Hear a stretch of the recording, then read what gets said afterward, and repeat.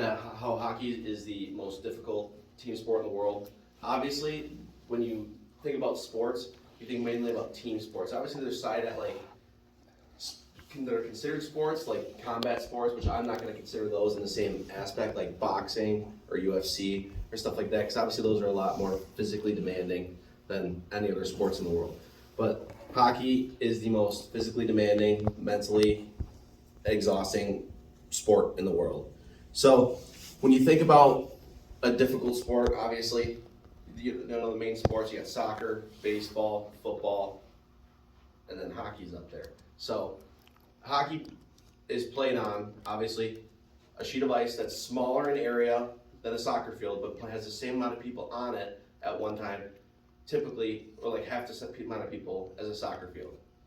So all these people are moving at an average, we try to like analyze it a little bit, but like an average, we would say at the college level almost, at like 16 miles an hour, the people moving like that, and the fastest man in the world runs an average at 20 miles an hour. So if you think about it, they're only 4 miles an hour short of the fastest man running alive. And obviously in the NHL, those guys move up even faster, like Connor McDavid, who's probably arguably the fastest skater on earth, was clocked at around 25 miles an hour skating.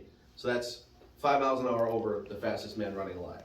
So hockey players have a unique conditions. They play in a super cold environment, which causes the muscles to contract, which makes you more prone to injuries, and it makes it more difficult to like do simple movements.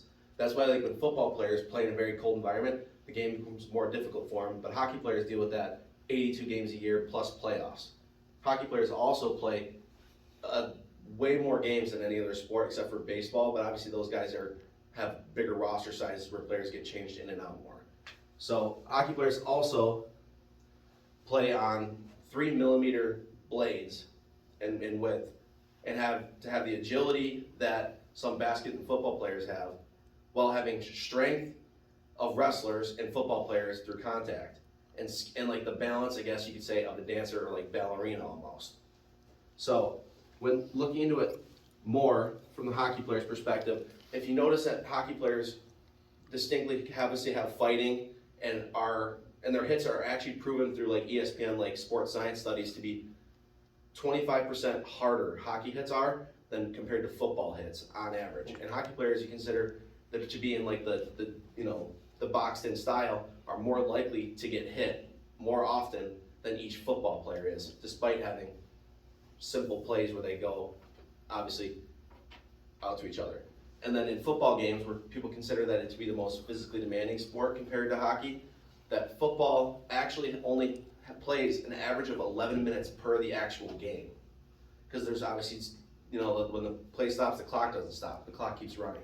So in hockey, it's constant action and requires constant physical activity throughout the play. So another part to look at is that hockey players continuously play through a lot of simple injuries. Like, so some players have gotten like cuts on their face. Like a lot of hockey players in here will know, like Alex Werenski, when he got cut by a puck, he had, I think it was 18 stitches from underneath his eye all the way up to like his temple area. Put a face shield on instead and kept playing throughout the game because it was a very important game for the team in the playoffs. So he kept playing throughout that, so it shows a level of toughness that you typically don't see in many other sports. Also for hockey players, on average, shots can reach up to 90 miles an hour, which is very difficult, obviously, to stop from the goaltending aspect.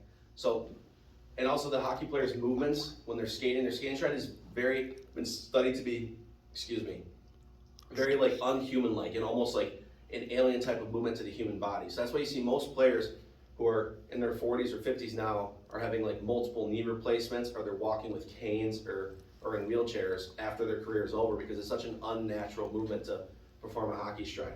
So that makes it all wrapped up together. They're playing in an environment where they're more likely to be hurt. They're doing a movement that's not natural to the human body, and they're all playing with a lot more other players trying to go take their head off every play, along with the aspect that there's fighting in the sport, which has been a little bit limited, but still is a huge part of the game.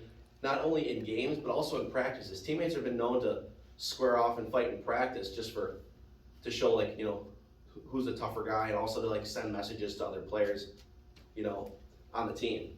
So hockey's got a lot more aspects that other sports don't have, and it also combines a lot of elements that other sports have, better than just the strength, the speed, the balance, the hand-eye coordination, and it all wraps it up into one in a super cold environment in a smaller area of a playing surface than any other sport, except for like basketball. Thank you. Thank you. Good to go? Yes,